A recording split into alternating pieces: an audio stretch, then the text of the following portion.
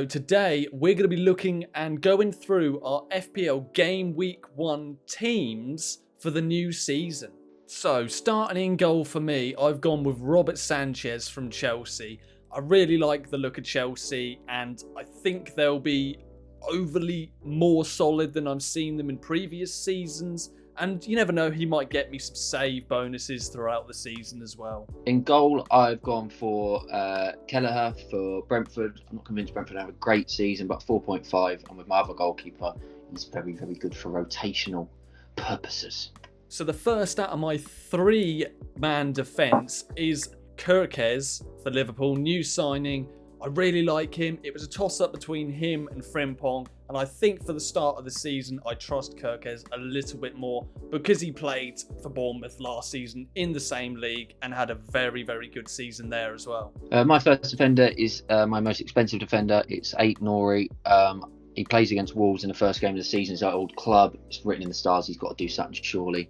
City have got a decent start to the season. I did have Guardiola in here, but he has, for some reason, he's got a knock. I don't know who's knocked him, but he's been knocked, so he can't play. So for now, 8 Nori is in. Next up is Murillo for Nottingham Forest. I mean, Nottingham Forest, you've just got to have one of their defenders. They're so good at the back. They didn't score many in pre-season, but they were fantastic at the back, hardly conceded at all. So it was a no-brainer for me to have him in. My second defender is a 4.5 million new signing for Brighton. I think he's a very good player, coming to replace Estepinian. I think that's how you say his name. This guy is called De Cooper. I think that's how you say his name. Fulham at home, Everton away. 2 good fixtures to start the season. Hopefully he plays. Otherwise, I'm going to look like an idiot. To finish my back three, I've gone with Pedro Porro. He was one of the ones out of my many drafts that I've done that haven't really been removed. Starting off with Burnley at home. I mean, they looked a hell of a lot better against Paris in the Super Cup the other night. And he was very good as well. He's just a good attacking player. And I think unless he gets injured, he won't really be leaving my side. My third defender, completing my back three, is Van der Veen, or Van der Ven even, not Van der Veen. It's a completely different player. That's actually a darts player, to be fair. But I think he's 4.5 million. I think he'll start for Spurs. Everyone seems to have him in their team. So, yeah, I didn't really have to give it much thought. I let everyone else think for me. Moving on to my midfield 5, I'm going with the cheapest option first. 5 million Pape Sarr for Spurs. Once again, Burnley at home. And he's the only one that I've really sort of considered as this new DEFCON stuff, if I'm honest with you. And yeah, we'll just see if he works, really. My first midfielder out of my midfield 5 is Man City's new signing. I think he's very cheap. He's scored a lot of goals. It's Regina. I can't pronounce his name very well. 5.5 million. He scored a hell of a lot of goals and assists last year for AC Milan. And he's scored a lot in pre-season. I think he could do, if he plays, I think he could be, he's someone I'm actually quite happy about.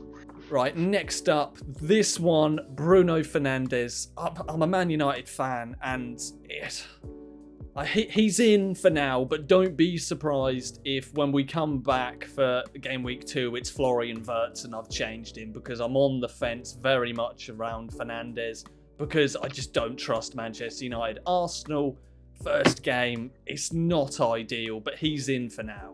Next up in my midfield, I've got Morgan Rogers. I feel like I still even didn't say that right. 7 million. Great start to the season. I really desperately want this guy at Chelsea. It's not going to happen, but I think he's a fantastic player. You know what you're going to get with him. He was a slight yellow, but he seems like he's been cleared to play. Very happy with that. He's in my team. Next up, this one for me is obvious. It's Mohamed Salah, and the best player in the league, the best player in FPL last season.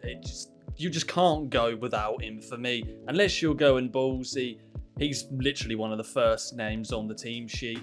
And he's my captain for this week at Bournemouth at home as well. In my draft, I have gone for Mohamed Salah, obviously. You can't not have Salah in the team. Top scorer on fantasy for what feels like the last 25 years. Record season last season. I don't even think you'd be brave not to go with Salah. I think you'd be stupid. Next up, vice captain for this week is Cole Palmer. Crystal Palace at home, and then I believe they've got West Ham next game.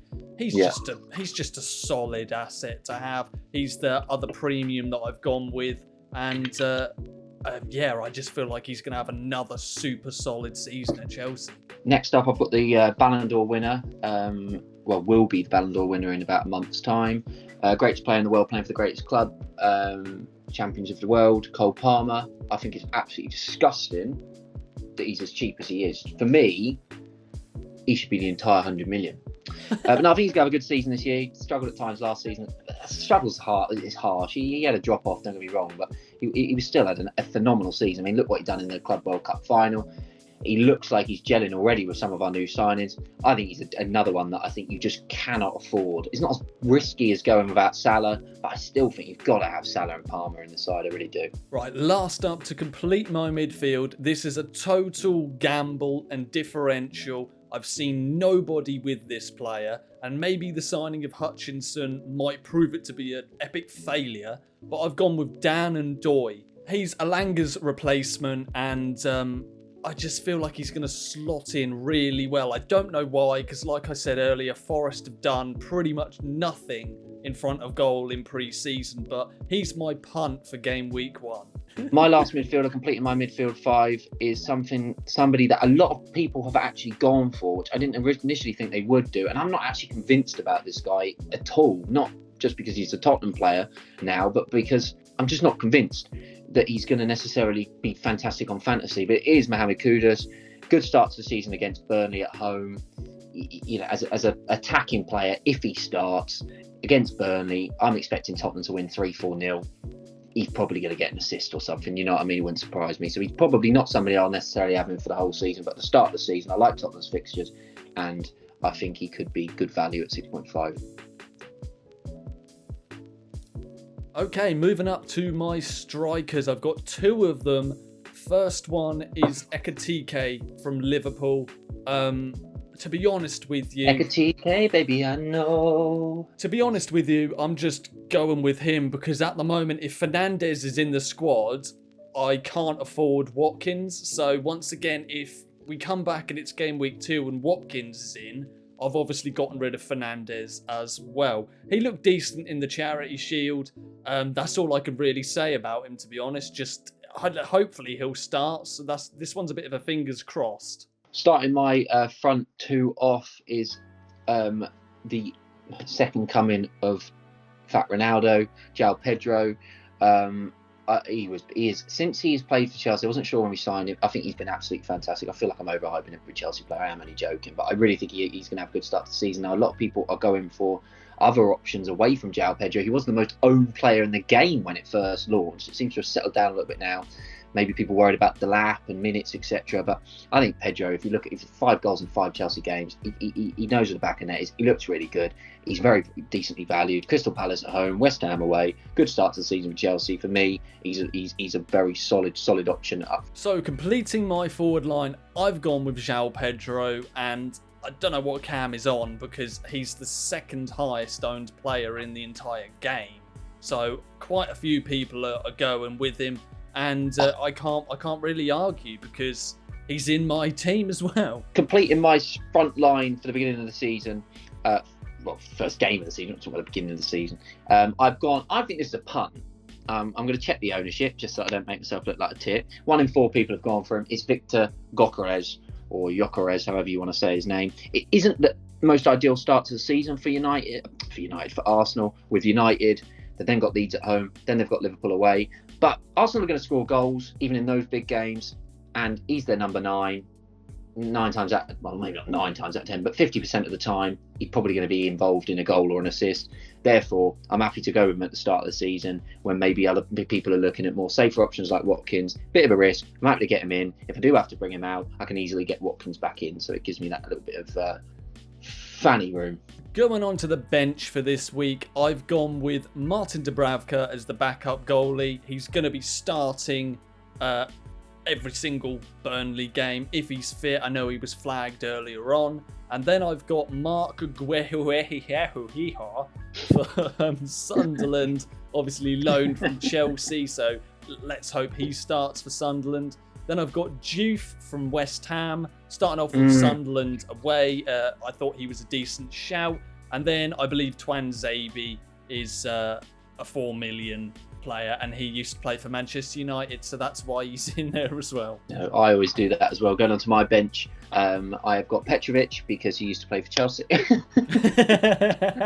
No, and he actually rotates quite well with Keller. A lot of people went with have gone with Sanchez. You went with Sanchez, didn't you, Lyle? For me, Petrovic, Kelleher, they rotate quite nicely. It's a little bit different to what other people are going for. A lot of people are going for these two, don't get me wrong. Up front, Mark Guehi, because again, he used to play for Chelsea. No, but honestly, I think he could. I don't honestly think he's going to start every single game, but I think he'll come on. He was very, very good in the little parts that I saw from him at Chelsea. He looks hungry. He's raw, don't get me wrong, but I think he could do really well in a battling sort of Sunderland guy. And he'd be that sort of person that when some annoying person doesn't play, he comes on as your first substitute and picks you up 7-8 points. So he could be a real important thing. I think the bench, again, I've gone strong on my bench, a bit like you, Lyle. I want players who are playing. Next up is another defender. It's Gabriel for Arsenal that I'm actually putting on the bench because I've got a real funny feeling that Arsenal will concede against United. I think it's going to be 1-1 or 2-2. Check out our predictions video later to see our predictions for this week's first game week, even though I just spoiled one of them. It's going to be stupid actually in many ways not having him in the first team, but the Brighton guys got Fulham at home, Tottenham have got Burnley at home, and City have got Wolves away, and I've just got a funny feeling about ignoring it as a former club. So for me, Gabriel on the bench, and then my other defender is Wan-Bissaka, who seems to be in every single person's team. He's got Sunderland away. In many ways, you're probably looking at it and thinking, I should actually play my bench boost, which is hilarious considering earlier I said anyone who plays their bench boost to Lyle is really stupid. And now I'm sat here thinking I might play my bench boost. Well, thank you for watching this FPL first draft, final draft. Who knows? We might make some tweet snap from now to the end of the deadline. Deadline is at 6 o'clock, so we haven't got 6:30. So we haven't got long.